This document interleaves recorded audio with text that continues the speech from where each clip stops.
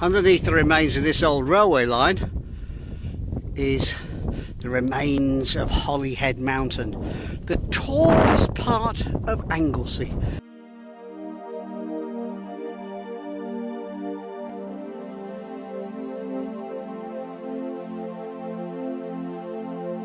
We think of Anglesey as being flat, and for the most part it is, but not here.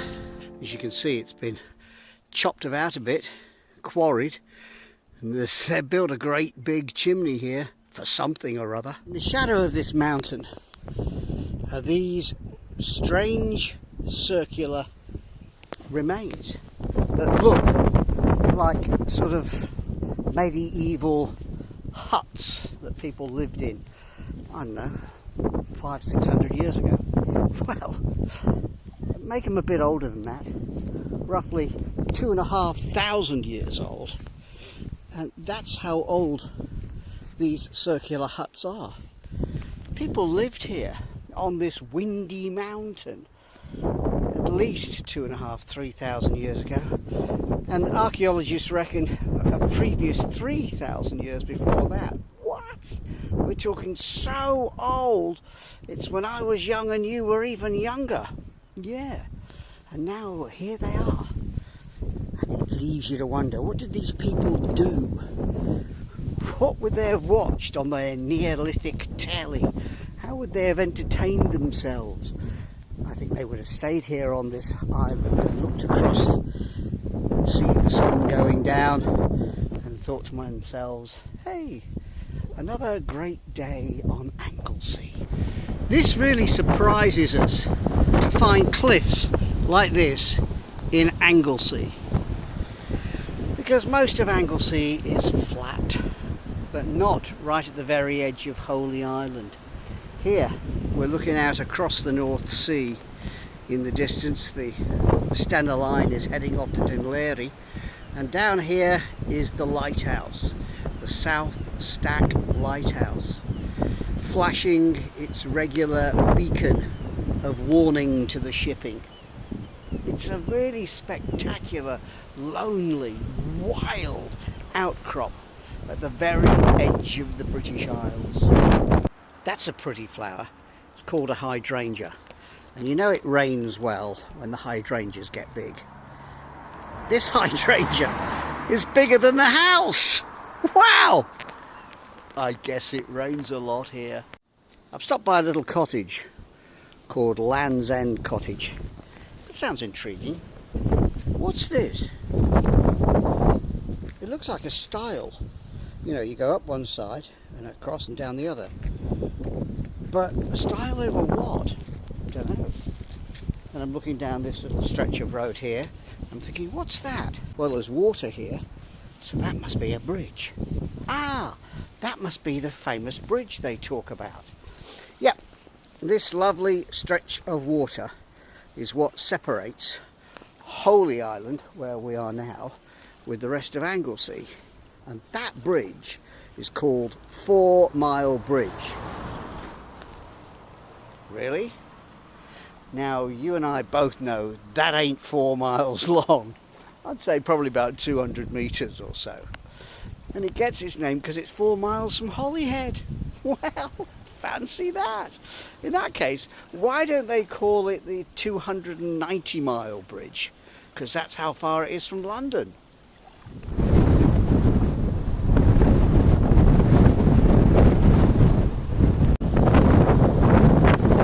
I'm in Anglesey, and it's blowing a little bit. This is an island where you get weather, real weather. Look at the waves coming crashing in here, and the foam everywhere. Whoa! It's just speckles of foam and great big blowy waves. It's brilliant, utterly brilliant. Oh! Is this a good idea to go cycling in this weather? Am I nuts? Of course I am. I'm a cyclist, and I love this. Love the fact that all around the coast, the shore is being battered battered by high winds and great waves. I was thinking of cycling along that bit of the shore. Don't think I will now. It's a green and fertile land, Anglesey. They also grow letters of the alphabet. When they've got some left over, they make them into the names of their villages. It's clever, isn't it? It's called using what you produce wisely, though slightly tricky to spell and harder still to pronounce. This sign is bigger than the village. Well done, Anglesey! It's a windy day in Anglesey.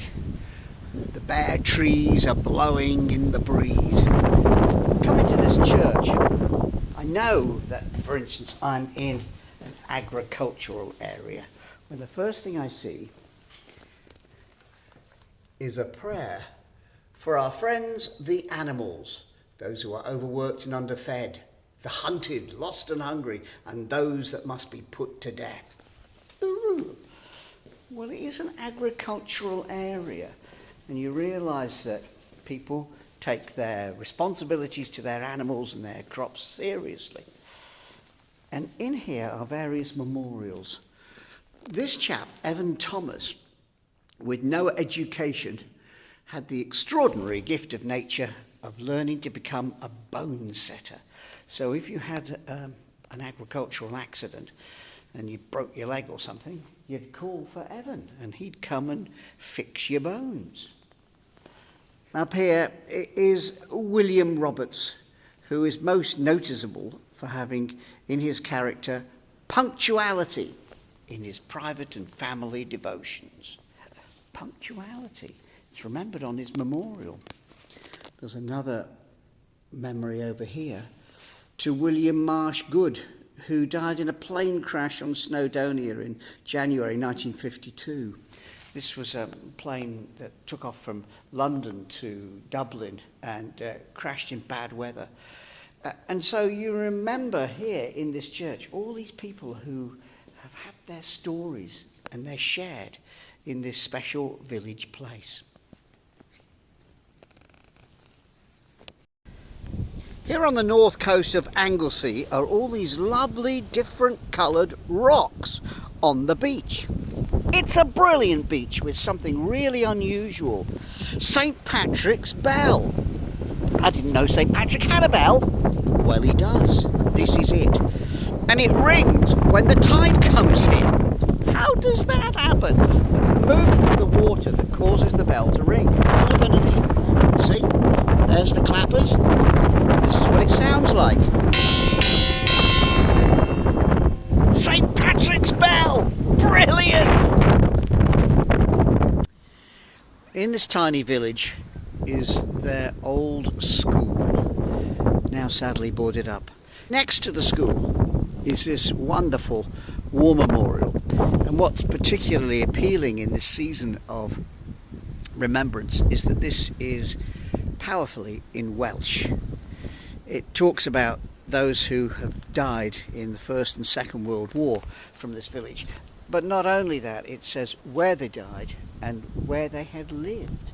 So for instance, Hugh Llewellyn Jones lived in School Terrace and died in February the 26th. And these two men, Thomas and Hugh, died on the 1st of June 1940 in Dunkirk, and they came and lived here and here. Some died in Japanese prisoner of war camp in Africa and from injuries at El Alamein. I think it's a really strong war memorial to have that, where they served, where they perished, and where they lived. And particularly powerful to have it in the native Welsh language. Brilliant. Now this is a very small church, little chapel. And the door, oh, it's open. Now what's wonderful in here straight away is there's no light fitting. Well, there's light bulbs up there and there's a plug here to put them on, but there's no plug socket to do them. So you can't put the lights on. So let's have a little look at what we can see with the lights off. First of all, the lovely old reversible benches. Now they were a brilliant invention in schools, and that, I know exactly what that is. That's to put the hearse on, or the coffin. It's what you carry the coffin into the church. Okay, it's very plain, and it's got a stylishness about it that's really rather appealing, with this lovely pale green. These box pews will date back to the early 19th century. I think this is the perfect place for a Martin Mallett name tag. So I'm going to do a Martin name tag in the pulpit. I'll pay attention here, see if I can get this. Yep, I can. That's it. Martin, you go in there. You and me, my bubba. I love doing this. Taking him with me on my bike ventures and into these little churches. This is one of the greatest castles ever built, but never actually finished. Beaumaris. It's built by Edward I, and everything about it looks exactly as you imagine a castle should look. This is the sort of castle where you'd get permission to come and visit, otherwise you get shot at. Here, the gates will come crashing down here. Wow. Everything about it looks formidable. But you know what? It was never finished. The old story. They ran out of money. Yeah, it's like any big project. Oh, that should cost a couple of grand. And then, of course, it costs a heck of a lot more. What makes this castle great for me is it's not a ruin. It's just never finished. It was designed and built, as far as this, by this chap, James of St. George. He's an absolute genius. He's the best architect craftsman of them all. He's already designed and built Carnarvon, Conwy, Harlech, and then he's given the job of Beaumaris. And in the first year, up go these walls as fast as they could go. Of course, as money becomes tight, because the king gets a bit more interested in wars against the Scots. This isn't quite as important. It goes onto the back burner. Big mistake. Come inside. Oh, that's a little dark. Yeah, can't turn the lights on. Costs too much. Imagine the heating bills. Talk about an energy crisis. Ooh, right. Oh, that, I'm fairly sure, would have been a chimney. Oh, so there would have been a floor across here.